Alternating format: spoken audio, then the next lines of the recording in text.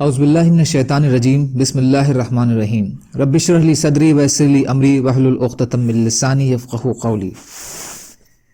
ریاض الصالحین دوسرا حصہ، احادیث نبی صلی اللہ علیہ وسلم۔ حضرت سلمان رضی اللہ تعالیٰ عنہ سے روایت ہے کہ رسول اللہ صلی اللہ علیہ وسلم نے فرمایا، جو شخص جمعہ کے دن غسل کرے، اپنی طاقت کے مطابق پاکیزگی حاصل کرے، تیل لگائے یا اپنے گھر میں موجود خوشبو استعمال کرے، پھر وہ گھر سے نکلے اور مسجد میں دو آدمیوں کے بیچ گھس کر ان کے بیچ جدائی نہ ڈالے، پھر اس کے مقدر میں جو ہو وہ نماز پڑھے، اور جب امام خطبہ شروع کرے تو خاموش رہے، تو اس کے اس جمعہ سے دوسرے جمعہ تک کے بیچ کی مدت میں ہونے والے گناہ معاف کر دیے جاتے ہیں۔ بخاری۔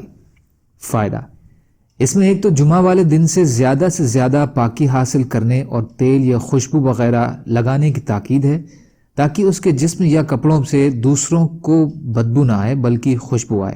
دوسرا، جلدی آنے کی ترغیب ہے، تاکہ اسے لوگوں کی گردنیں پھلانگ کر آگے جانے کی یا دو آدمیوں کے بیچ گھس کر بیٹھنے کی ضرورت پیش نہ آئے، اور اگر مسجد میں جانے میں دیر ہو جائے تو وہ ان آداب کو سامنے رکھے اور جہاں جگہ مل جائے بیٹھ جائے۔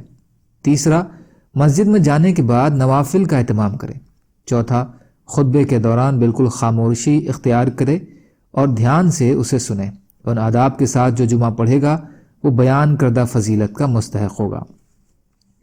حضرت ابو ہریرہ رضی اللہ تعالی عنہ سے روایت ہے کہ رسول اللہ صلی اللہ علیہ وسلم نے فرمایا کہ جس شخص نے جمعہ والے دن غسل جنابت کی طرح خوب اہتمام سے غسل کیا، پھر نماز جمعہ کے لیے گیا، تو مانو اس نے ایک اونٹ اللہ کی راہ میں قربان کیا، اور جو اس کے بعد والی گھڑی میں گیا تو اس نے مانو ایک گائے قربان کی، اور جو تیسری گھڑی میں گیا تو اس نے سینگوں والا مینڈھا قربان کیا، اور جو چوتھی گھڑی میں گیا تو اس نے مانو ایک مرغی کا صدقہ کر کے اللہ کا قرب حاصل کیا، اور جو پانچویں گھڑی میں گیا تو اس نے مانو ایک انڈا اللہ کی راہ میں صدقہ کیا۔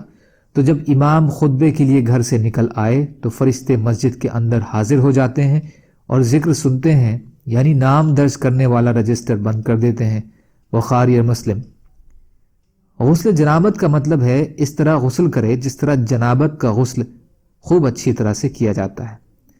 فائدہ، اس میں نماز جمعہ کے لیے جلد سے جلد جانے کی ترغیب و فضیلت کا بیان ہے۔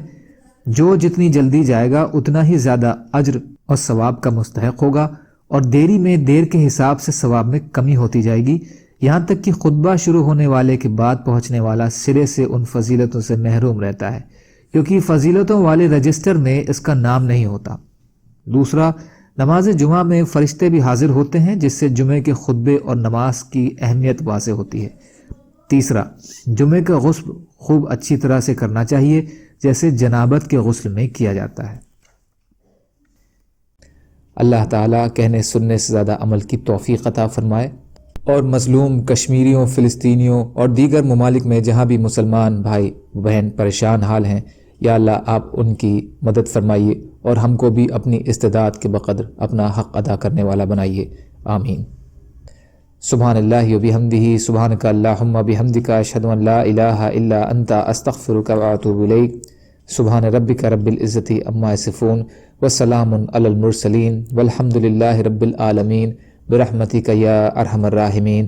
لا الہ الا اللہ، محمد رسول اللہ۔